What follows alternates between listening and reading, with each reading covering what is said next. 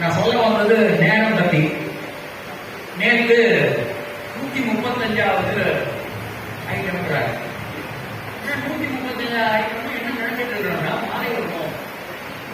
மாலை ஒரு 4:30 மணி வரும் நினைக்கிறோம். திடீர்னு ஏதோ ஒரு நினைப்புல போட்டு போன மாட்டிட்டு போலாம் சொல்லி போட்டு போன முதல் போட்டு 108வது ஐட்டம் நல்ல வேலையா கேஸ் கட்ட எடுத்துக்கிட்டு வர சொல்லிட்டு நம்ம ஓடி இருந்தார். வழக்கு போய் என்னன்னா அவ்வளவு பெரிய வழக்கு. அதாவது ஒன்றிய போட்ட ஒரு சட்டம், அந்த சட்டத்தினுடைய சட்ட பிரிவுகள், இந்த பிரிவுகள் செல்லாத வழக்கு போடுறோம். சும்மா இந்த மேனேஜ்மெண்ட் அந்த மேனேஜ்மெண்ட் இல்ல. 130 கோடி இந்திய மக்களுடைய அரசாங்கம், அந்த அரசாங்கம் பார்லிமெண்ட் போட்ட சட்டம், அந்த சட்ட பிரிவு போறோம். முதல்ல என்ன தெரியுதுன்னா, திடீர்னு சென்ட்ரல் கவர்மெண்ட்ல சீரியஸ் ஆகிட்டாங்க. புரியல எழுதிட்டாங்க. ஏன்னா புது சட்ட தொகுப்பு, இந்த சட்ட தொகுப்புலையும் டிஸ்ட்ரிக்ட் ஜட்ஜுக்கு பதிலா உள்ளாட்சி இணை ஆணையர், துணை ஆணையர், நீதிபதி அவர்களால் இருக்குது.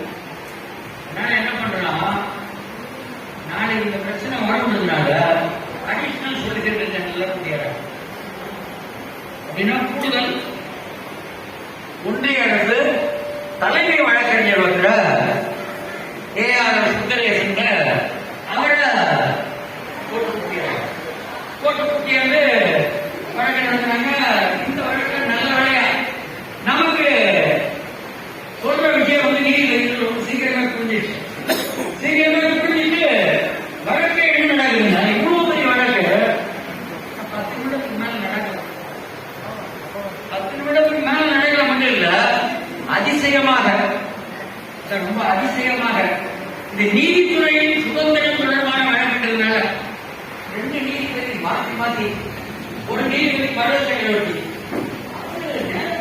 நம்ம என்ன பேசல, நான் ஒரு 3 நிமிஷம் நிறுத்தி பண்ண சொல்லியிருக்கேன். சொல்றாங்க, எப்படி வந்து டிஸ்ட்ரிக்ட் ஜட்ஜ் இருக்கும்போது நீங்க லேவல் பார்த்து சொல்றீங்க.